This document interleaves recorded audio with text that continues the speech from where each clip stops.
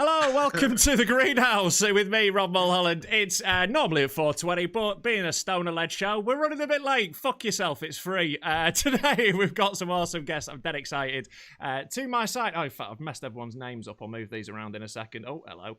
Right, but on the side, to my side right here, we've got my co-roaster. It is Brennan Reece. How you doing, mate? I'm good, thanks. How are you? Yeah, good to see you, mate. Good to see you in a nice situation where we don't have to be mean. It's lovely. It's going to be hard. We probably will be, though, I imagine. Probably will, but we don't have to be professionally today. But also, down below, we've got Nick Page. How you doing, mate? I'm very well, thank you. Hello, Rob. Hello, Ria. Hello, other English comedian of the year, Brennan Reece. Yeah, exactly. I'm really being built up here. I'm like co-roaster.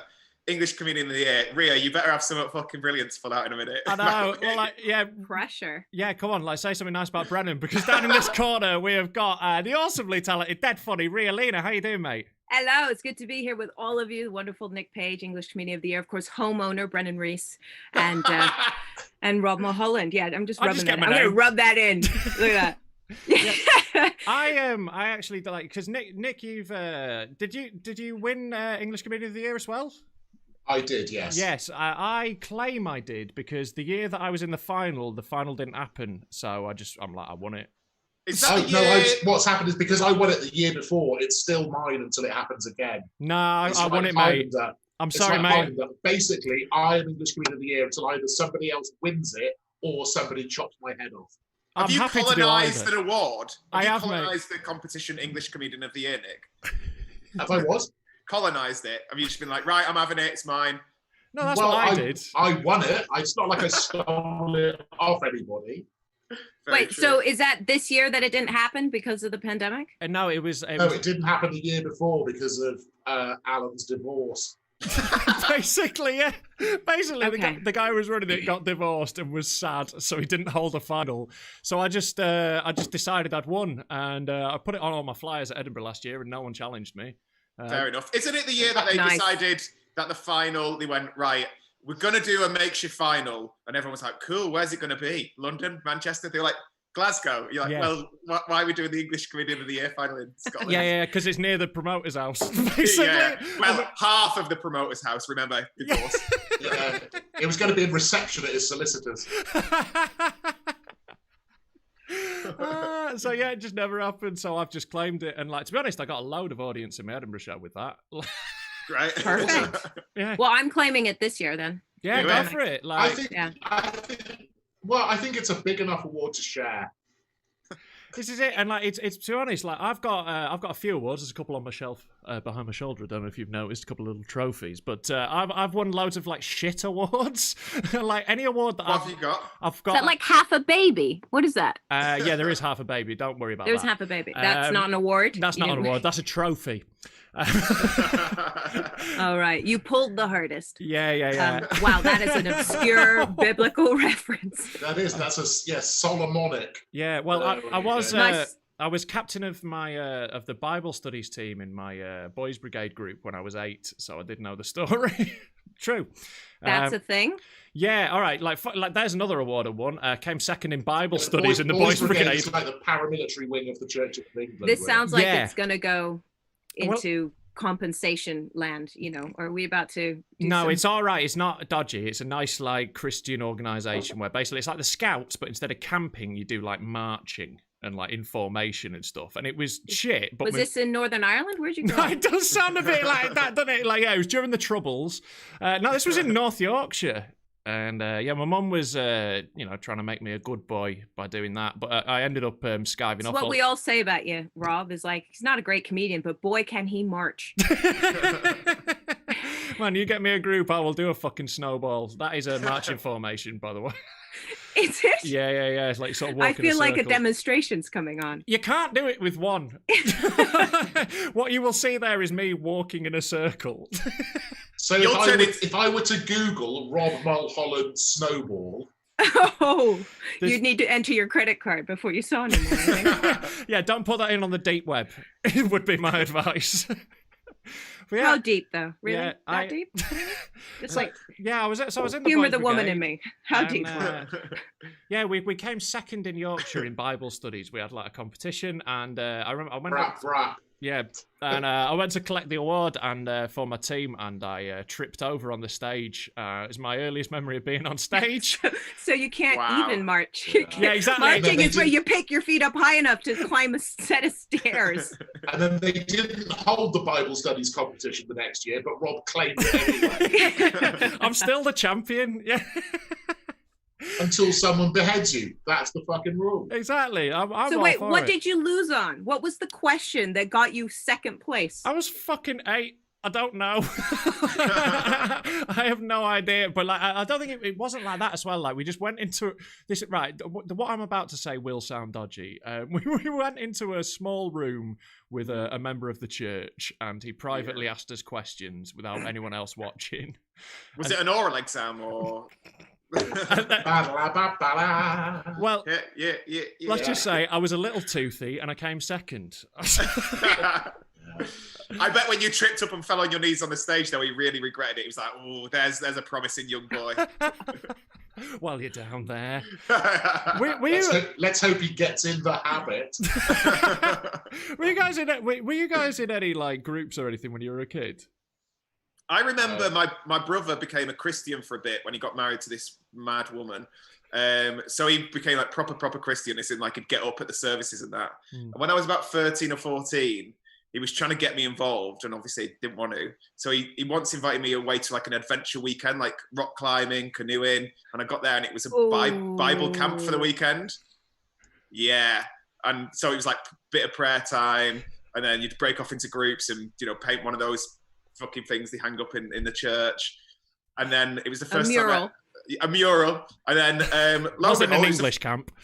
The first time I ever kissed a girl with my fingers on her fanny. That's not very Christian of you. No. With your fingers on her fanny, were you like shushing it? Shh. Yeah. Please, don't tell anyone. But consensually, come on, it's 2020. Yeah, no, I assumed you did. I know you're a male comedian, but I hope you're one of the good ones. I've lost enough mates this week. Jesus Christ! Like, fucking hell! I didn't want to go that early into that, but fucking hell. Were you like? How about you, Ria and Nick? Were you like Nick? You seem like you'd be a scout. I was in the scout. I was also in a thing called Wild Applause, which What is is that? the Wild Explorers. So it's like a portmanteau of wild and explorers. Wild Explorers. And we used to go off like looking for animals. So we'd go badger watching and like learning how to survive as well. So it was a formal group. It was like the Scouts, but without the paramilitary overtones of the Scouts. Sure. But then I joined the Scouts. It sounds like it was like made up by like Enid Blyton. It kind of there was a weird guy called John Lodge who. Yeah, he ran this group. I think he tried to make it bigger than it ever became because he died with only about 4 groups around the country. But yeah, we go away like camping, and he teaches us how to like watch for nature and read tracks and set traps and start fires and stuff like that. And then when I joined the Scouts later on, I kind of already knew that stuff. But Scouts was more about hiding pornography for Scout camp. How do you watch for nature? Like, does it jump out and surprise you? I get it in the city, maybe. In the city, like, oh, there it is. But no, like in the countryside, it's got a lot more time to get away from you because obviously it can hear you from a long way away, see you from a long way away. Okay. So it's just like how to move quietly and also how to read like tracks and sign and things, so you can see when you're in an area where deer are, for example, and then you can work out where they're going to be coming from, so you can position yourself so that they won't see and smell you before you can watch them. Ooh, so it's like Baby Bear Grylls. Kind of Baby Bear Grylls, yeah. Baby Bear Grylls sounds delicious. I'm like, Baby Bear Grylls. I'll have 2. Yeah, comes in a snack pack. Bear meat is really, really fatty, so like it's got to be cooked right. Sorry. All the flavors in the fat, right? Yeah. Well, yeah. Yeah. To be honest, I never found an animal I didn't like the meat of. I'm vegetarian now, but I like it. Like if it didn't make me sad, I'd still have it. Like I watch nature documentaries wondering what stuff will taste like. The worst thing I ever had, because I'm quite partial to like trying most things. I went to Iceland last year with my dad, and we had like whale steak, and it was horrific. It was like, it tasted how you'd imagine if you just went up to a whale and was like, it tasted like that. It was not for me. Everything else I'm up for, but that was horrible. I imagine it chewy, but I can't picture a flavor. It's like just like blubbery. Fishy fat is how I think. Yeah. Like, that's not great. Like that said, though, I can't even handle monkfish. Like monkfish is too meaty. I'm at the point where you're not really fish anymore. You're not fish anymore. It's not fish. It's like steak. It's steak of the sea. I'm like, no. When I want fish, I want fish. Right. And monkfish is there like bodybuilding in the corner on steroids. And I'm like, nah. No. Like, what's the weirdest thing you've ever eaten, Ria? Have you ever had like proper mad like meats? See, my dad loves to eat all of that stuff. So growing up, we go on holiday. He's ordering the sea urchin and the goat's head, and then we're, pulling the eyeball out of the skull. And so I'm trying to think. I think the worst thing though is poorly cooked tripe. Like tripe has to be cooked really, really well for it to be palatable. Yeah, it's one of those things that feels like more work than it's worth. It's like if you have to get it that right to make it not disgusting, just have another thing. Just like have a burger. It's like I was reading a thing recently about Greenland sharks. Right. So they've worked out how Greenland sharks are like one of the oldest living things. They live for about 600, 700 years. Mm-hmm. And they can age them from their cells. So there are some which they worked out, like these fish were already swimming in the ocean when the Mary Rose sank. Shit. Which is fairly amazing. And to be fair, that would have been a lovely sauce on them. Yeah. But like they're edible, but they're only edible if you do loads of processes to them because they've got tons and tons of ammonia in their flesh to survive the cold and the pressure where they live.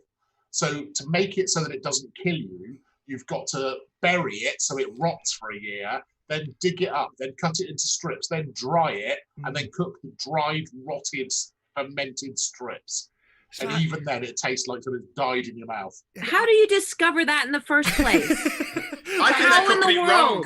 There's like a trail of stages, aren't there, with people dying, and at some point somebody hasn't died, and he's like, well, there we go, that's the bury recipe. it. Shall we try burying it? It's gone off. Shall we bury it? Maybe it'll go 6 months, no, a year. Let's go for a year. Yeah, we probably didn't bury it for long enough. That was probably the problem. I've had their series of MasterChef lasted fucking ages. The prep stage alone was brutal. Yeah, it's just Greg Wallace canking on for a year and a half.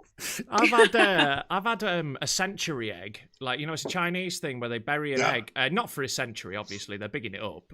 But like they bury it for like a year or something. When it comes out, it's like, honestly, it's one of the worst things I've ever had. So like the white turns to like a black see-through clear jelly. So it's clear but black see-through, and then the yolk goes this dark black green. And apparently it's an acquired taste. But like, why are you powering through that? Like, I remember when I first had beer, I was like, all right, everyone else really loves this. I'll get on this. The first couple of it, like, but you can sort of get it a bit. This instantly made me vomit. Instantly. And I don't know how many things I would have to... You know what? That one did make me throw up. But I'll finish the packet and see if I get on better with it. Like, it's fucking horrific. Like, I had the same with... do you know the fruit durian? Oh, I've had that as well. Yeah. I've had that. As soon as it hit my face, sick was coming out of it. Yeah, but you have to not smell it, right? Because durian tastes okay, it just smells. I'm gonna disagree, because you can smell as you taste. Smell is part of it, and like honestly, like just have a fucking apple. Yeah, like in it, like what? I don't have a J2O if you can't find an apple. All right, a durian flavored J2O. That's so northern. You call it juice as well, don't you? Yeah, like there's real stuff in it. Yeah, that's a juice. Yeah, I convinced the manager at my old work. I used to work in a pub with bless him. Like my old manager is still a great mate, but he's not the brightest. I convinced him once on a shift that J2O was the chemical formula for juice. Thanks for watching, by the way, mate. Yeah. If Bob is watching, you are a dumb cunt. He knows it. I've told him so. But I was like, no, J2O is like the chemical symbol for juice. And he was like, oh, right. Never knew that. Yeah, like it's true what they say about Yorkshire. Well, yeah. So when they say it's God's country, don't they say Yorkshire's God's country? It is God's own country, yeah. It's actually God's little pet project, isn't it? That's the one he keeps an extra eye on. Is that it? It's like his Tamagotchi, isn't it? He's gone, this is a bit fun. Let's make them all a bit racist. Turn racist levels up to 10 and pigment right down to 0. We're not all racist, actually, Brennan. It's only about 95% now. We've really worked it down. No, in the cities we're fine, but yeah, no, in the sticks you are right. So wait, if you're from Yorkshire, have you ever heard rhubarb grow? That's what I know about Yorkshire. Is the rhubarb triangle, and if you go into where they grow it in the dark, you can hear it grow because it grows so quickly. Yeah. Apparently so rhubarb grows so quickly. When you force rhubarb, it grows really quickly. And they have these massive sheds around Wakefield where they grow it in the dark, and you can hear the popping as it grows. Yeah. Nick, can I ask a question? How do you know, you know so much stuff? Like, well, firstly, I'm really old. Yeah, no, I knew that bit. Well, those sheds, years ago when I did daytime telly, we filmed an episode where these people were moving to that bit of Yorkshire. And because there's nothing interesting about it, the only thing they could find that was countryside-ish was these growing sheds. So we went to one of them and filmed in the dark for 10 minutes.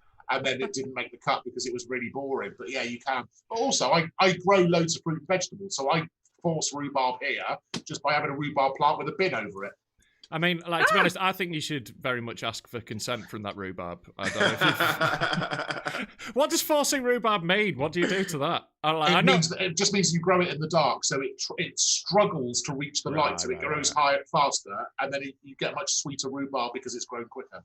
Why doesn't that work for other plants? Why don't we just force all plants by keeping them in the dark? I don't know. I know there you go, Brennan. We found the limits of Nick. Well, most plants obviously need light to grow because of photosynthesis. And obviously the rhubarb needs some light from the year before, so you can't keep it in the dark forever. Right. But yeah, the stems grow in the spring. When it's in the dark, it grows quicker. Yeah, I've no idea why. There we go. That's my homework. I will look it up. Fair enough. Well, I hope you're enjoying Gardener's Corner with us today. I didn't know about that, to be honest. It's a different part of Yorkshire to me. I'm from North Yorkshire. I'm from little town in North Yorkshire. It's all the north. It starts just above Birmingham and it ends at Scotland. See, that is not my definition of the north. For me, it's I think Sheffield is the bottom of the north. Yeah, but then the further north you get, the narrower people's definition of the north is. So by the time you get to Newcastle, they're like, this is the only bit of the north that is the north. You are right. I get called Southerners by Geordies. They're like, oh, you bloody Southerner. I'm like, fuck off. I'm definitely not a Southerner. I object to the Midlands being lumped in with the north. And I think the Midlands as well. isn't. It's just that's the gooch of the country. It should just be kept where it is. It's not. I agree with you. Sheffield is the bottom of the north. And Newcastle, which makes sense. That's South Yorkshire, if we say. But then, so we used Nottingham, and Derby, and not Midlands. No? Midlands. Yeah. We don't want them. We're not responsible for them. It's like the way we've edged Middlesbrough out of the top of Yorkshire. We're like, no thanks. You can deal with that. The northeast. Where are you guys geographically, Ria? Where are you at currently? I'm in the middle of London. I'm in Covent Garden. Oh right, cool. Yeah, so proper middle of London. Proper, yeah. Eye of the storm. So. Oh, there you go. Proper eye of the storm. London starts at about Reading and ends at France. Mate, it's not far off, is it, man? London is growing at a clip, isn't it? So I live in Manchester and it is changing insanely fast. Insanely. I think. Are your shops open? Some of them are starting to be. I mean, I live in Levenshulme, which is quite a working class area in Manchester, and a lot of them shops didn't bother shutting. Did they? You could go and do you know one of them shops where you can buy a card for your gran, some fucking cigarettes, a lava lamp, and a drill? Yeah, we'll stay open. Yeah, all the bargain shops. We've got a shop like that called J-Mart. So, if you want garden supplies, pet food, power tools, king-size Rizzlers, weed scales, poppers, or a kite. I'm jealous. Yeah, they're the best. Bargain shops are my shit. That's a part of the reason I moved to Levenshulme. I didn't tell my girlfriend this when we were moving here, but it's part of the reason I love it because we've got down the high street in Levenshulme, there's like 4 of them, and like I'll shout out the big discount store in Levenshulme is my favourite one. It's got a little secret area in the back full of cushions. It's dead good.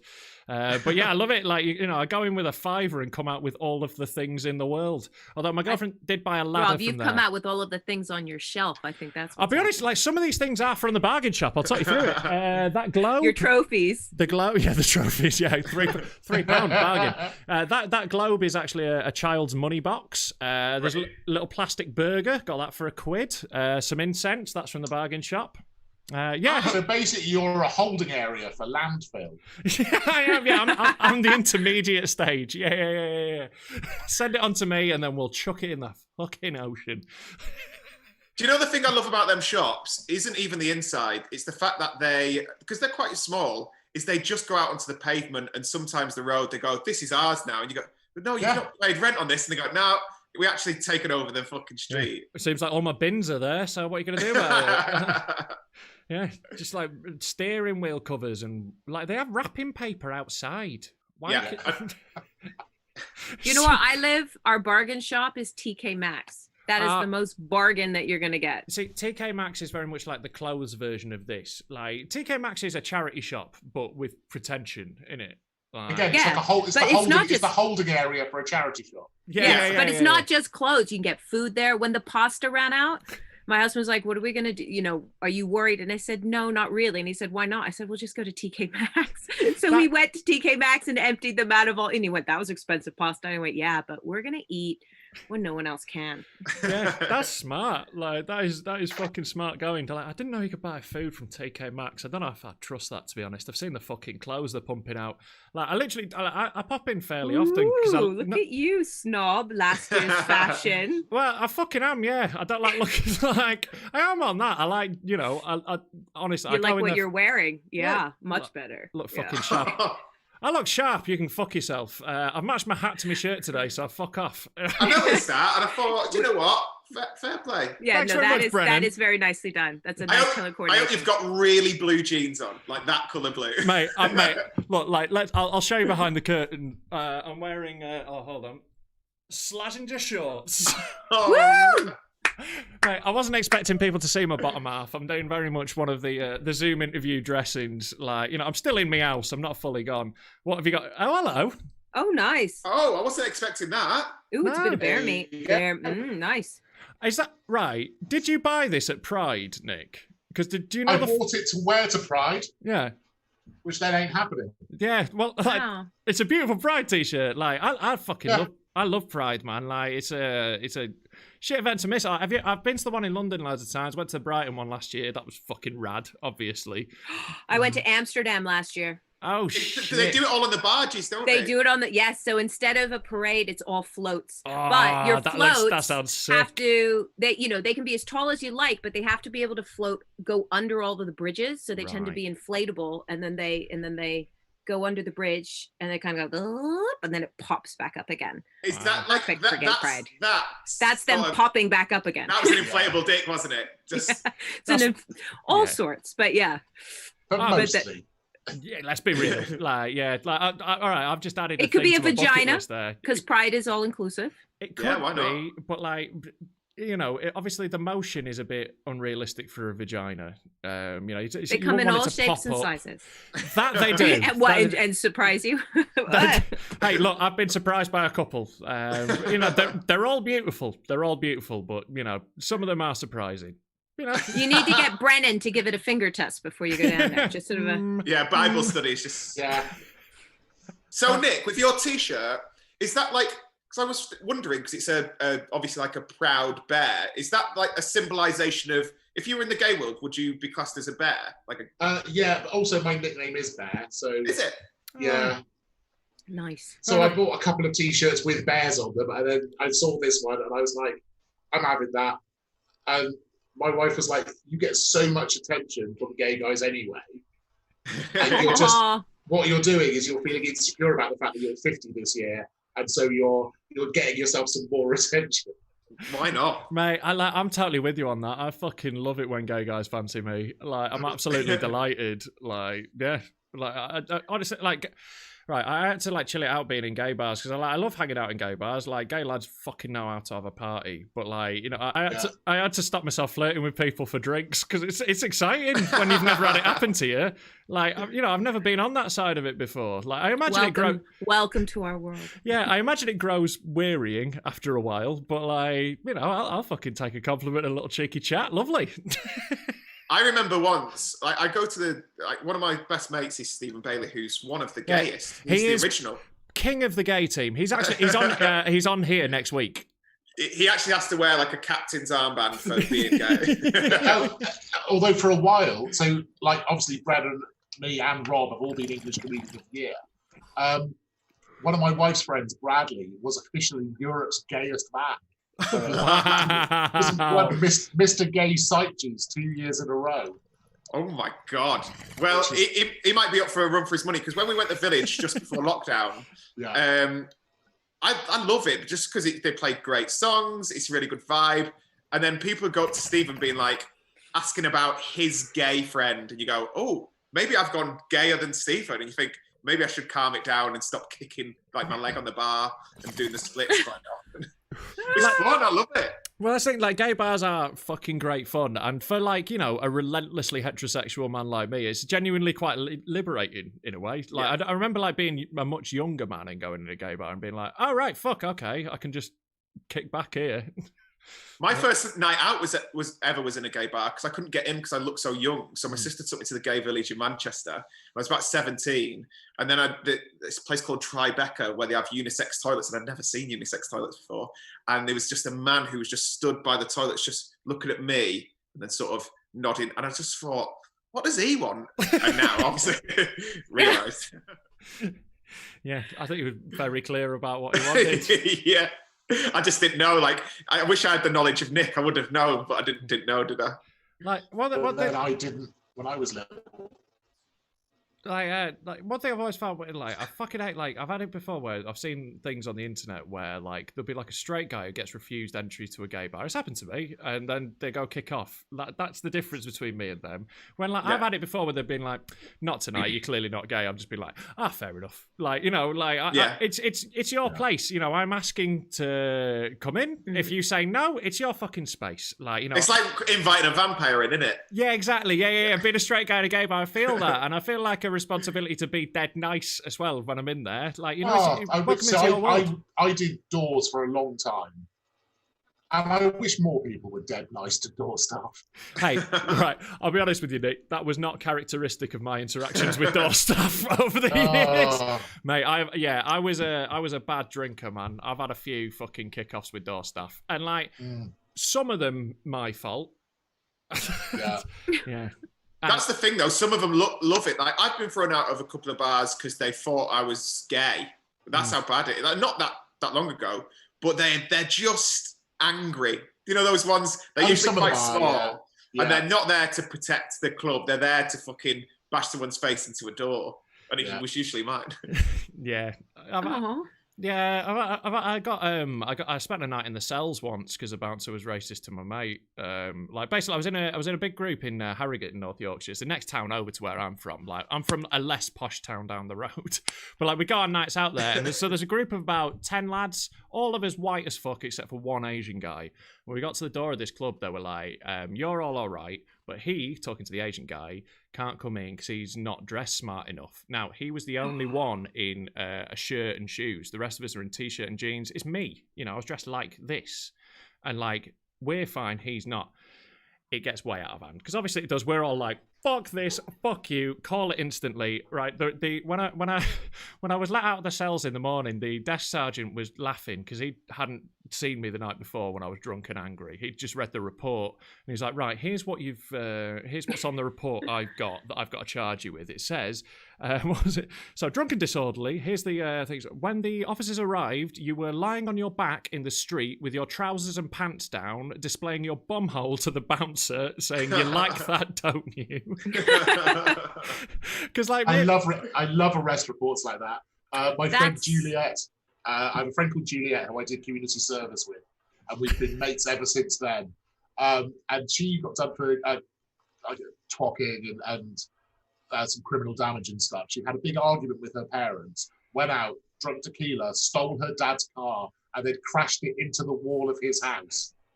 And when the police arrived, she hid in a bush and then jumped out of the bush onto a policeman and tried to ride him away to escape.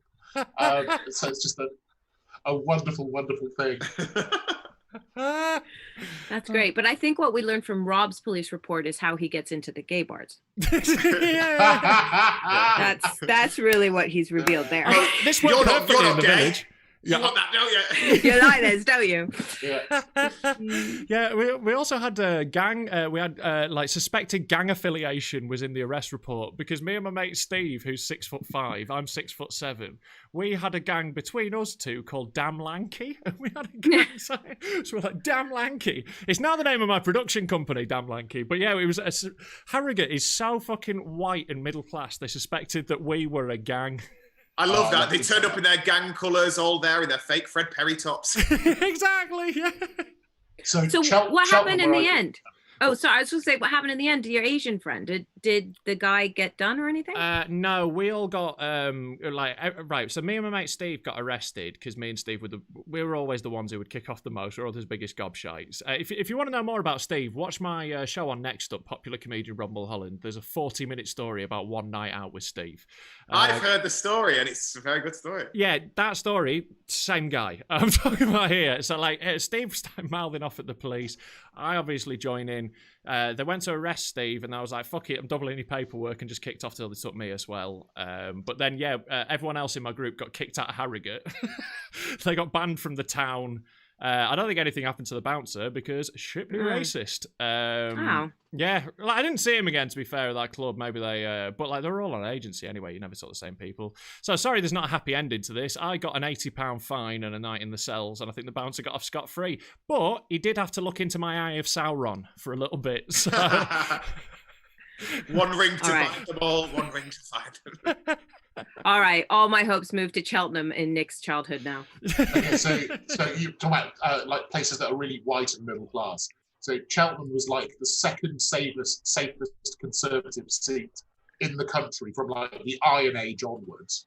And so in the mid-80s, the Conservatives thought they would field a black candidate so that they could show diversity. And there was a swing of 30,000 to the Liberal Democrats. Wow. So, yeah, I come from a place where people express racism by voting Lib Dem. Fuck the police. Yeah. Wow. That is incredible, isn't it? So I was 17 before we had a black pupil at my school. And on his first day, they put him on the stage in front of everybody. And we had a special assembly about how he wasn't to be treated differently to anybody else. He's now in production at the BBC, a guy called Emeka Onono, so you might bump into him at some point. And he can tell you about being put in the headmaster's throne while they explained he wasn't to be treated differently. Oh my God. Amera Nakono. What a great name. Say that again. Emeka, Emeka, Onono, Ono. That sounds great. I'll tell you what is a no-no, singling him out like that. Yeah. I love how they would have gone like, okay, could everyone just please face Mecca? And now we're gonna... That's unreal, isn't it? Often, I was speaking to Archie Maddix and Fun Beyond the Tail last week about this, about how often white liberals trying not to be racist is more annoying to black people. Yeah, oh God, yeah. Or so just more racist. Yeah. I have a mixed-race foster brother, and because of him, my mum was really involved in the anti-apartheid movement, because he was really involved in anti-apartheid. He's one of the people who set up WOMAD as well. Right, okay. Originally, it was called Beat the Border. So I'd get back from my super white school in my super white town, and we'd have like a bunch of Bangladeshi drummers staying in tents in our garden, and I'd have to keep on the sofa because we'd have like Ghanaian guitarists would have my room for the week because Yusuf was bringing over musicians. That's so sick. My mum went into the greengrocers to buy some fruit. As she was about to pay for it, she noticed that they were Cape apples, and she was boycotting everything from South Africa. So she said, I'm not going to buy those because I've seen they're from South Africa. And the woman serving her said, I know what you mean. It's the thought of those horrible black hands all over your fruit. Fucking hell. And she was like, so she can now no longer buy them or not buy them because both of those things are wrong. Jeez. Jesus. Yeah, she's like, I'll have them all. No, she's like, I meant to buy pears, and then walked out. Never, I hope, to go to that woman's shop Oh again. yeah, no, never again. Like, wrote letters of complaint about it to the local paper, all that kind of stuff. Wow. Yeah. Bloody hell. Yeah. It's incredible. I mean, like, look, I would love to say I'm shocked, but like in my youth, that is not surprising. Like, I'm from a really white town. Like, there was, I think, 2 black kids in my school, which is the biggest school in Yorkshire. It's like 1,800 kids and 2 who weren't white. And it was mad, like, it's crazy, like, insidious, like, low-level, like, casual racism. And the thing is, with, like, small-town racism, often they're just thick. It's, like, ignorance more than anything else. They've not met anyone of a different race. Like, the pub I used to work in, it was a really great community around there, and, like, I still love all those people, loads. But, like, there was loads of people who would read the papers and go, oh, bloody, they read the Daily Star, and then they go, oh, bloody X, bloody Y's, and then, like, there's like one black guy who drinks in there all the time who is like the best dude in the world. Like, there's a guy called Fraser who is just like the sickest bloke. Like, he's a soldier, like, so he's always off to like Afghanistan, then coming back, and when he's back he's just in the pub all the time, and he's just the nicest man in the world. I bought a washing machine off someone in the pub. He overheard and turned up at my house to fit it when it was arriving. Like, no one asked him. He's just that dude. So everyone loves him so much, but like they don't see the like the conflict or like the cognitive dissonance that they have when they are explicitly racist in a conversation and then go, let's call Fraser, see where he is, he's the best. And it's like, they know one black guy. Why won't you extrapolate that out? Why would you just go, well, he's obviously the exception, rather than just being like, oh, he's, I don't know, man. Like, it's the way that everything's presented, though, because my dad isn't racist. I mean, he married my mom, for goodness sake. So I'd say that is she black? She's... I'm joking. Yeah, but we don't tell him because we don't want to upset him. No, she's a very dark Filipino woman, and she's got a bit of Chinese in there and a bit of Black more in there. Like, the Philippines has a very mixed history. So my mom is quite a small dark lady. Anyway, so he's not, but he lives in a small Dutch town where, other than my mother, there's not a lot of diversity going on. And he'll say sometimes, over, we'll Skype, and he'll just say stuff. We go, you can't say that, but he has no experience of Islam other than what he reads in the paper. Whereas we come across it, I live in London. It's just, it's everywhere, and it's normal. And so are they. And also, they don't come across how much charity, like, Islam is so full of charity, and they do so much. And most of the charity done for Grenfell Towers was Islamic charity. And that doesn't get reported. All you get is that someone stabbed someone in a hostel in Glasgow. Here's what we think he looks like. Draw your own conclusions, folks. Exactly. Like, if you live near like Muslim people, which I have done for a long time, I used to live right next to Hyde Park Mosque. Like, where I live now is like heavily Asian, mainly like Pakistani, Bangladeshi backgrounds, mainly Muslim, and like they are honestly the best neighbours to have. Like, I've never been brought a meal by a white neighbour. Yeah, right? So right. Like, and if you did, you wouldn't fucking want it, would you? Exactly. Oh, I'd be so glad. Like cottage pie. Thanks for your Tupperware full of nuggets. Like, but like, my neighbours will pop round with like a fucking amazing curry, and like, or just like they're just like, oh, we made extra. Do you want some? Yeah, I do. It's genuinely like, I used to, like, when I lived next to Hyde Park Mosque, I would go back to my whole hometown, and people would be kicking off, and I'd be like, I tell you why I have problems with white students. That's who's dickheads. It's not the fucking like Asian families who live around there. And it's just, I think the more people you meet, the more insulated you are to bigotry. I think if you just meet more different people, like.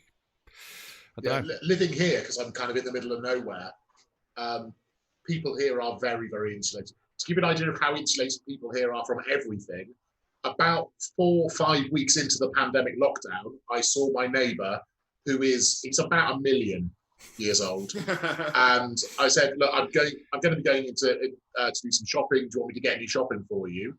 And he was like, why?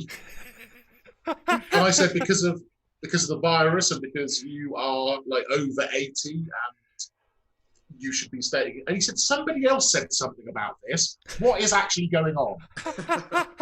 And I said, there's like this global pandemic and people have got to stay home, and that's why. And he went, he said, I don't bother with the television and stuff. Like you're telling him about the second series of Making a Murderer. Like he's like, I don't keep up with that modern shit. Yeah, so he doesn't have a television. He doesn't listen to the radio. He stays mostly he chain smokes in his garden. And he listens. He's got a huge collection of classical music on vinyl, and he listens to that and he smokes. And once every few weeks, he gets a delivery from Sainsbury's, and once a month he goes into Cheltenham to like pay some bills and see a friend. And he said, "Well, I've got to go into Cheltenham because I've run out of lighters. I'm all right for cigarettes." And I said to him, "If I give you a box of matches, you won't go to like the big virus hotspot that's been caused by the races going ahead." And he was like, "Oh, I suppose I could skip it." Yeah, like he was doing me a favour. Unbelievable. That is mad. That does sound like, to be honest, that sounds like the fucking dream for me. Like genuinely, like I'm all over the internet always. I'm always online. Like I'm always on my phone. But like my absolute dream is like my plan is to try and use the internet so much I never have to use it again, because I know how destructive social media is and everything. I want to use it for my career to get to a point where I can afford to pay someone else to do all that shit for me, and then have a phone that has maps and a phone. And like that's it. That'd be the dream. Like it's too much in it. It's just too like the world's too much anyway. Like I imagine in like 1933 it was probably too much, but now it's just fucking. You just wake up, you turn on your thing, it's like dead, bad, sick, dead. You're like, oh, fucking hell. Yeah, it's rubbish. Yeah, I genuinely think it's a big part of the reason like things feel so tense at the moment is we're only communicating through social media. Who's this coming in, by the way? This is Waldo. Hello, Waldo. I found him. Waldo smells. Yeah, there he is. He smells my carrot cake. I am in lockdown with a 15-year-old girl, which means that once a week a new cake shows up in the fridge, which is fabulous. Right. Amazing. That's pretty cool. Yeah, that's a good score for a 15-year-old girl. That could be a lot worse if you just. And also, us agreeing. The good bit of lockdown is the cake bit, not like in lockdown with a 15-year-old girl. No. But yeah, like I genuinely think that. Fuck, right, we'll see you in a bit, Ria, when you pop out the back of this cat. But like I do think that's why people are so tense. Though is like we're only communicating through social media. We're not seeing people in real life. And on social media, you only really get you see the most extreme things of anything. Like if you're a left-wing person, the only right-wing viewpoints you ever see are the ones that are quote tweeted in order to dunk on them. So the most extreme, the most ludicrous, the most stupid, and the same the other way round. So no one sees like right-wing people who just go, you know what? Can everyone just be nice to each other? But I don't want to pay so much tax, right? And like, you don't see the left. Basically me for 30 years. So I became a conservative when I was 16 because I was at a school which was full of posh socialists. Yeah, they are annoying. And they really annoyed me. But also because I was from like a poor family and I was surrounded by rich people, I wanted to take money off them. Yeah. So I had a business importing like fucked up Levi 501s from the States. I used to do like party planning. I used to do band promotions, all to skim money off all these like rich socialists around me. And I thought, that was Thatcherism as far as I was concerned. Yeah. I went to, because I was clever enough to go to a grammar school, that gave me a head start. Because I was clever enough to start a business and take money off the rich, stupid people around me, that gave me a head start. And I was quite happy in that sort of bubble until like 2014, 2015, when the Conservatives stopped being even slightly sensible and started becoming this like weird right-wing project to fuck everyone over. I think it was your fault, Nick, because they realized all these poor people were forming businesses to take money off of them, and they went, this has to stop. I think that was it. You were too good. You were too good, Nick. They had to change. I do think you're right though, and that sort of like polarizing thing can't be helpful or useful. No. Like I genuinely I don't think oppositional politics is a good idea. Like one of the things I really hate about British politics goes down to like the way the Houses of Parliament is designed. I genuinely think the architecture is a problem because it's two banks of people in opposition. There is no parliament in the world that's like that. The rest of them are circles. So everyone's sat around talking to each other. Whereas in ours, it's we're against them and there's a sword in the middle. And you're in this like ancient. Yeah, there's the mace, which is the divider, and the lines put them 2 sword lengths apart. Exactly. So you don't fight, and then like you're in this like weird fucking like gothic like public schoolboy wank fantasy building. knock it down, make it look like a comprehensive, right? Because, like, you know, normal people walk into buildings like that and they're overawed. And, like, I think public school boys walk in and feel at home. And I think that's an issue. Like, I'd burn the fucking lockdown. Like, can we start by stopping the booing? The booing is so immature. Those few weeks of part of PMQs where it was just the Prime Minister and the Leader of the Opposition, and they had to stand on their own 2 feet without the booing and the jeering. Yeah. That's what made him bring everybody back. Is he couldn't actually stand up. He couldn't stand up to the opposition. He looked like, you know, he's there going, come on. Oh, crap. So during lockdown, my lockdown job is I've been employed as a beekeeper by a German guy who lives near me, who is currently in Namibia, helping the Namibian government to set up fruit farms and like have bees there. What is your life, Nick? What is your life? Imagine the most middle-class lockdown job a person could have, and that is it. Anyway, he has decided that he and his wife, who is from Namibia originally, are going to emigrate full-time there because of the difference in the response to the pandemic. He said, so he watched like the press conferences that our lot have, where a minister talks bullshit for a while and then handpicks a few questions from the press. Each day in Namibia, they have a program where the Prime Minister, the Health Minister, the Finance Minister sit at one side of the table and scientists and health experts sit the other side of the table. And the ministers read out questions that they've had from members of the public and say, these are things that people want to know. And the scientists answer them or say, we can't answer them, but this is the advice. And that's filmed without comment or agenda each day. And at the end, they go, so these are the conclusions that the science has reached today. This is what you should still be doing. And this is why we're not letting people fly in and out for another week.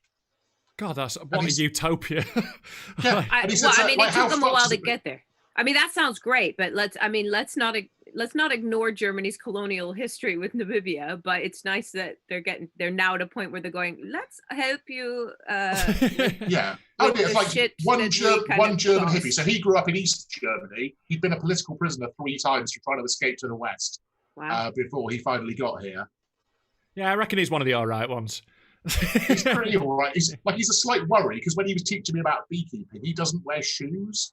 So he's got like a veil on, but he's still like barefoot and he's still like not wearing gloves when he's handling the hives. And there's bees crawling over him and stinging him. He's going, oh, ladies, don't make such a fuss. Wow. Well, this guy sounds fucking amazing. I'm going to contact him to be a guest next week. Fucking like. I'll send you a link for him. His name's Ulf Jarisch. Amazing. He's lovely. Yeah. But I'd like to try his honey because I bet he's slipping those bees something on the side. That'd be some good honey. Ria, I was supposed to be doing the Dubai gigs with you in a few weeks' time. Oh yeah, so I know. I would have bought you a jar of honey, but I'm going out to Dubai 2 weeks' time instead. So instead of doing August, I'm doing July. Oh, okay. I think I'm doing 2021, September 2021. Well, right. If it's still there, wait to get back to Leeds Prism. I think you're saying prison wrong. Yeah. There's the thing, like we are like I think I don't know if there's been anywhere that's been worse than us. Is there like handling the road? Brazil. Oh, right. Well, Bolsonaro, that's a fucking low bar to hurdle, isn't it? Like... Yeah. And the US. So my in-laws live in North Carolina where they are in their sort of little bubble. There's an area that's full of expats and New Yorkers in rural North Carolina. Similar to the rhubarb triangle. They live in the pharmaceutical triangle. But then you go like 20 miles south and people there talk about the awkward time, which is the period in between slavery ending and air conditioning being affordable. And when everything was a bit uncomfortable.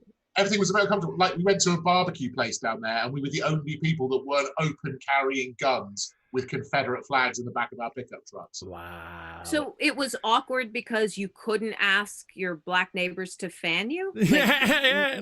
What happened? Like, what was well, that was the period when nothing could really get done because you couldn't get people to work outside because you couldn't kill them if they didn't. You could have paid them. You could pay them. Yeah, Why did that not? Yeah, no. No, that what happened here? I hadn't heard about any of this. What's gone on in the past? Is it bad? Should I look? Yeah, no, don't look, mate. Don't look. The past is bad. I mean, you would have learned, but somebody probably took down a statue near you, and now you've got no idea it ever happened. Yeah, I wondered what was happening there. I thought they were making flats or something. I don't know. It's all changed around here quite a lot. Yeah, you can look, but don't relate to the people that look like you in the picture books, because you won't come off well. Yeah, generally the baddies. Like, it's one of the things I think is really bad about Britain as well, is like the general sort of view that like the British public at large has of Britain and our past. Like, in general, it's a lot of like, well, we went and we bloody saved the world and we made it a lot better. And like, nah, we went and enslaved and tortured and murdered. Oh, God. I remember trying to explain the Opium Wars to somebody, and he told me I was making it up. You just don't get taught it, do you? You just don't get taught any of it. Like, it's all stuff I learned independently. I didn't learn about, like, Churchill starving millions of Indian people until after until I was at uni, at least. Or the Kenyan concentration camps. Exactly. Yeah. I mean, I've got a lot to Google tonight. A lot of things. I'm not joking. Starting with Rob Mulholland. I don't know what... Rhubarb, Kenya. I'll send you some notes afterwards, yeah. But like, that's the thing, like with the statues thing, like I was down with the one of Colston going in the drink. Like the Churchill one, let's wind it in a bit. Like, obviously. Oh, really? Like, look, Churchill, I think he's an awful piece of shit. I think he was a genocidal maniac. But it's one of those where, like, you are pushing your agenda too quickly and it's damaging the cause, because 95% of people in Britain think he is an unequivocal war hero, right? And you need to have that conversation more before you start tearing down that monument. Because if you just tear it down now, people are like, they're having a go at the greatest Britain. Could I make a suggestion? Could we maybe not focus on the statues as much as maybe funding more education, or, changing the legislation that's unequal, or fixing things like, let's fix Grenfell Tower and all the other buildings that still have cladding on them that the people can't even afford to replace. Could we maybe do that? Yeah, like, I'm happy for us. Let's stop giving £108 million contracts for government stuff to sweet companies and pest control companies. Yeah. I'm just saying. I mean, like, I'm just saying, like, if we had to sit and negotiate, I'm willing to let the statue stay if you're going to give me some of that other stuff. I'm like, you know what? For now, yeah, let's leave that. This is it. The two favourite things I saw about when the Churchill statue was boarded in to prevent it being. One of them was like, amazing to see a monument being built to Boris Johnson hiding in a fridge. And the second one was like, oh, good, my pencil has arrived from Amazon. Yeah. That's it, mate. You are like, I totally agree with you, Ria. Like, I think it's mad how, like, the over the last few weeks we've watched, like, the debate go from, can you stop murdering black people, to who's voicing cartoons? And it's not the people who are campaigning who are making the debate go that way. It is generally, there's no one on protesting for that. No one was kicking off because, like, someone on Big Mouth was voicing a character that wasn't of the same race. To be honest with you, what's happened this week really makes me want to write a cartoon and have it voiced by everyone doing the wrong ethnicity. So I have, like, a black guy doing a white character, have a white guy doing an Asian character, just everyone doing someone different. Because then is it bad? Like, I what? think... Just because they're talented? What's wrong with you, Rob? That is not how the arts work. I'm a monster. And I kind of think it's more important to have diversity in the writer's room and in producers and people who commission stuff rather than just who does the voice that's already written. But yeah, and the same with taking down shows that had blackface on them. Now, I'm not arguing that blackface is right. I'm just saying that they take it as going, well, we took that off air, so tick tick, we've done our bit. You go, whoa, no, you haven't. You haven't. The reason why they got to do blackface is because you wouldn't actually hire any black people to do comedy. That's why. Yeah, like, it's true. Like, like my mate, like Dane Baptiste, he's a friend of the show. His sitcom was the first black sitcom on the BBC for 20 years. 20 years. That's really bad, isn't it? Yeah. Yeah, I'm going to say extremely bad, actually. Yeah. But what was that one show? Maybe it wasn't on the BBC. Do you remember that there was a sitcom written about a black family in East London, but it turned out it was written by a white guy? Yes, I can't remember the name of it, but it was, like, really badly done, and there was just loads of stuff where, like, I think you're misunderstanding the title Mrs. Brown's Boys. Well, to be fair, I've never seen it. Although my mother, when we were talking about this, so my mother, and obviously my parents are older, so they have that slightly older generation approach, but she just went, when are they going to stop having men dress as women? That bloody Mrs. Brown boys. Why does my mother sound British? I don't know. But yeah, she's sick of men dressing as women. She's like, why couldn't Mrs. Brown's boys been played by a female actress? There is, or just not commissioned, but don't let her watch Drag Race, whatever you fucking do. But I don't think, well, actually, to be fair, she is Filipino. She's seen a ladyboy. She knows she's fine with that. That's like, she'll be like, oh, it's like at home. Going back to our original topic of conversation of manky regional delicacies, is it balut? Balut? Balut, yes. Oh, what is it though? Is it fish? It's a fertilized chicken's egg, so the embryos grow inside the egg, and then you eat the whole thing like feathers and beak and all. Yeah, that's right. Yeah, where it's a partially. My ex got one of those ones. Like we were having breakfast in bed. We're having egg and soldiers. Like she took the top off, and there was just like a fucking baby chicken, like. Yeah, really, really, really put the kibosh on the mood that I was trying to create. Fucking hell! What a waste of eggs and soldiers as well. I know. Like, yeah, it's my favourite. No, it's just they put the little soldier in the egg for you. Oh yeah, that. All right, yeah, no, that's top of the tree. It's also disgusting. Yeah. Yeah. Well, meat is murder. That's why. But you enjoy the taste. Mate, yeah. Like I think I've given up more than most by going vegetarian because I fucking love meat. Like it's all my favorite food. But my girlfriend chipped away at me basically, and I started feeling sad about it. And I've been veggie for like 6 months now. It's dead easy now because like I haven't changed my diet significantly. I just buy a different brand of sausage roll. Yeah. You can just get everything fake meat now, and it's pretty good. Like most of it's good.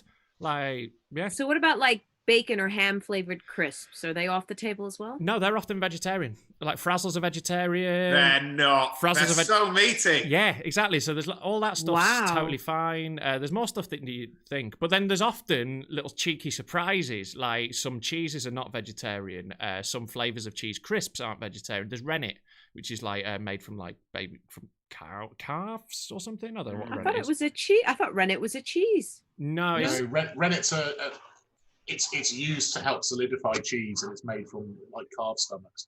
There you go, yeah, calf stomachs. So it's got a little baby cow. Yeah, Brennan, I know loads of weird shit. Yeah, I bet you've never had a pack of Frazzles, though, have you? I fucking love Frazzles.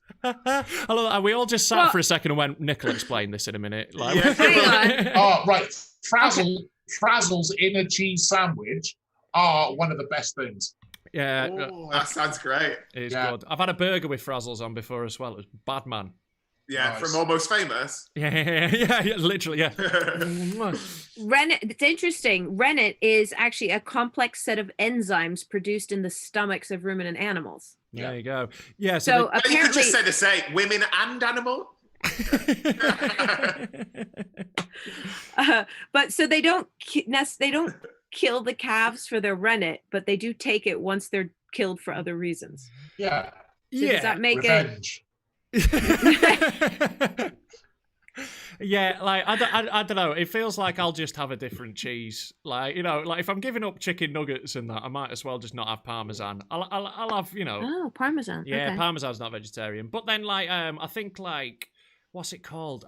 Not pecorino, maybe pecorino. But Grana Padano. That's what I'm thinking of. That's all right. Yeah. So I have that.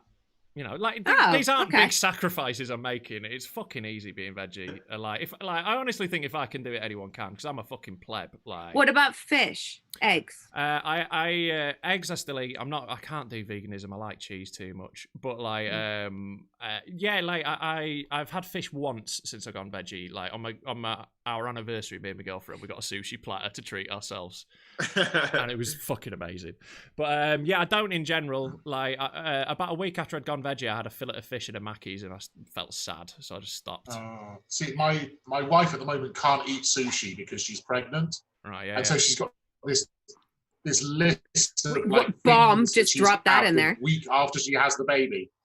Yeah. Oh yeah, we're gonna have our first kid in September. How awesome is that? Exciting! Congratulations! So, so 1st of January, New Year's Day, she does a pregnancy test and she's like, I'm pregnant. I'm like, that's really cool. I've got loads of really lucrative overseas contracts in the first 6 months of the year. It's going to be like financially my best year. It's going to be awesome. We're in a good place to have this kid. Amazing. Having like in October, she said, let's have a kid soon. And I said, yeah, that'll be great. Thinking, well, this will take a year to sort out. Yeah. A lot of admin, innit? Apparently not. Yeah.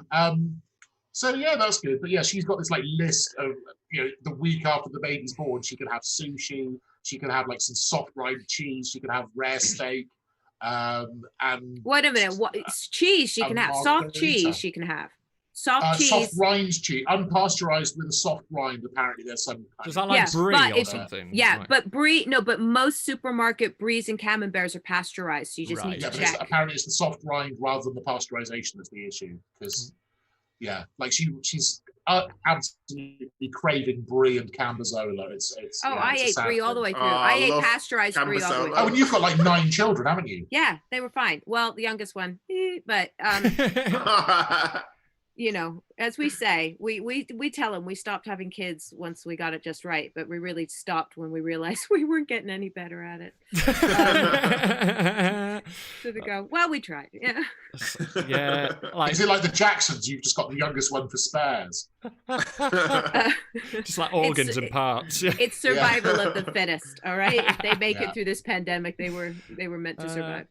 Oh God, that's definitely coming down the line for me in the next couple of years. It's the hints have begun about that with my girlfriend. Mini Mulhollands. I'm terrified, man, because like I know what I was like as a teenager. I don't want to make another one. Thankfully, I'll be dead by then. Yeah, that's a good move. I was hoping to hold it off and be like a proper old dad, but yeah, it's just such. So I've already signed up somebody to like be my proxy runner for the dad's race. But yeah, I've been doing a time lot. Like the first time I'm ever going to have to get a soft play in my life, I'm going to be 53. Oh my gosh. Yeah, I'm 54 at my first parents' evening. Wow. My goodness, it's going to be amazing though. Do tell your wife there's no shame in the drugs. All the drugs. Oh no, she's absolutely all about making the process as painless as possible. Well, this is Nick's wife. It's not like she's not done drugs before. Let's be real. Yeah, but also I thought she might have a high pain tolerance. I don't know. That's genuinely exciting, though. Congratulations, man! Like, that is. Yeah. It's been like an abstract concept until 2 weeks ago when I bought a travel system, which is like it's like a pram, but it's like Transformers. Yeah. Oh, so it has like a car seat and a thing and all mixed into one. So I bought one of those. It's like a Thermomix for a child. I bought one of those clip-on skateboard things that can go behind it, and I've got for another child. No, for me. And then I've got a massive dog, and the plan is that I'm going to get him to chariot us around the lanes. Well, I'm sure that sounds perfectly Fabulous. safe. That sounds great. Perfectly safe. Mush. It's like the dogs have behaved differently to my wife since she became pregnant, so that's kind of cool as well. Oh, are they more protective? Yeah, much more protective. Oh, they can smell it. Yeah. So I mean, yeah, they're gonna have their noses put out a little bit by the arrival, with them being marginally less important. But and do you know what the arrival will come equipped with? No, we're leaving that as a surprise because there are no surprises in this world. Oh, that's nice. That's nice. Oh, yeah, but we figured like it's justice. Like the worst punishment for me that Karma could give me was they'd give me like an arsehole jock son. Like whatever I call him, he changes his name to Chad. Yeah, he just gets super into lacrosse. You'll be fine. It's like he's a perfectly healthy baby boy, but he appears to be born wearing a toe ring. Chad Page. Yeah. Chad Page is that guy at university that doesn't get done for sexual assault because he's too important to the team. Fucking Chad. Yeah. Damn, bloody Chad. Oh, that's really exciting. It is exciting. Thank you. Yeah, utterly terrifying as well. Like, I definitely, I'm pushing hard for a dog before that. I want to work my way up. I've got pet shrimp at the moment. Okay. I'll work my way up to a kid. Sea monkeys that you bought out of the back of a comic? No, you're not. Like, one step up from that, I've got like bamboo shrimp and that. Basically, for my birthday this year, which is on Wednesday, my girlfriend, because she knows like I love aquariums, I haven't had one for ages. She's like, right, I'm getting you an aquarium, but we'll set it up a month in advance so you can get the fish on your birthday, because you got to like run it in for a while. So that's what I've been doing for like the last month, is like building an aquarium, and I've got some shrimp in already, so I'm putting the fish in a couple of days. Honestly, well, many happy returns for Wednesday. My wife's birthday's Thursday, so. Oh, there you go. Fantastic. Like, happy birthday to her. Yeah. Yeah, she's getting a bit more of a major present than me. I'm getting some fish. Like, I know how you feel, basically, is what I'm saying. Yeah, well, it's a similar thing. It's a very similar responsibility. I've got to feed them once a day. Do you want to borrow one of my dogs for a while to like see what it's like? Mate, I would love that. Like, honestly, the only thing stopping us is that my girlfriend's too much of a pussy to break the rules. Because like we're in a rented house, and I'm like, if the landlord comes around, I'll take it for a fucking walk. Like, it's not a big deal. I mean, yeah, the one I was going to lend you is difficult to hide. Yeah, you've got very large dogs, don't you? You've got chariot pulling dogs. He's a year old, and he's like a Keita cross Doberman. He looks like a direwolf out of Game of Thrones. Sorry, I was just really enjoying the stealth in the background of Brennan's camera then. Like, have you been invaded by a ninja, Brennan? That's so stealthy. Yeah, but in like starry pajamas. That was great. That was a great onesie. It was pretty tip top, to be fair. It looks like it hasn't been taken. Like it went on in March and it just hasn't come out. How different mine and Nick's lives are. Nick's like, I'm going to have a baby. We're going to get this amazing thing with a skateboard. I've got 2 brilliant dogs. And my girlfriend just skips across in a pair of pajamas to pick up some cereal that's been there for about 4 days. Yeah, I'm very much more on that end, mate. Don't worry. But we can leave like adult responsibilities to Nick. We'll carry on being overgrown children. I've got to go because I need to go and open up some more hives and harvest some more honey. Well, we are done anyway. I was just about to wrap it up. So before you go, Nick, do you want to just tell people about yourself quickly? Tell people where they can find you. Your Twitter handle is on screen already, Nick Page Comedy. But if you I do very little on Twitter, but follow me anyway because that's the way you get points, I think. And it's my 4th go at doing Twitter because I do Twitter for a while, then I get annoyed and I delete it, and then I do it again, and then I get annoyed and I delete it. I did Hot Water's live stream gig on Saturday. So if you have a look on the Hot Water site, you'll see stuff I did there. And then I doubled that up with another live stream gig for a Scottish comedy club. So that's on there somewhere. Brilliant. I'm glad to be getting back to gigging. Odd that I've got to go to the Middle East to do gigs in a couple of weeks' time just to get back on stage in front of people. I'm still very jealous, man. I'm very jealous you're going to get to gig. Yeah. It was weird. The other day I had to drive like 45 minutes to Bristol, and I got in the car and I stopped at the Costa drive-thru and I got a coffee, and I was on the motorway listening to an audiobook, and I felt really sad that I wasn't going to a gig. I felt like properly emotional. No, mate, I've been getting that a lot. Like, yeah, I think all of us can relate to that, and I can't wait to see you in like Swindon or Scunthorpe or something. We always gig together in the shittest places. We do, yeah. Me and Nick have had some fucking ropey ones together, but we always get through with a smile on our faces and a song in our hearts. But yeah, cheers. It always ends with Rob showing his bumhole to people saying, "You want to get in here." That's my closer, man. But yeah, thanks for doing this, mate, and we'll definitely have you back on sometime. Brennan, before we go, tell them about yourself, mate.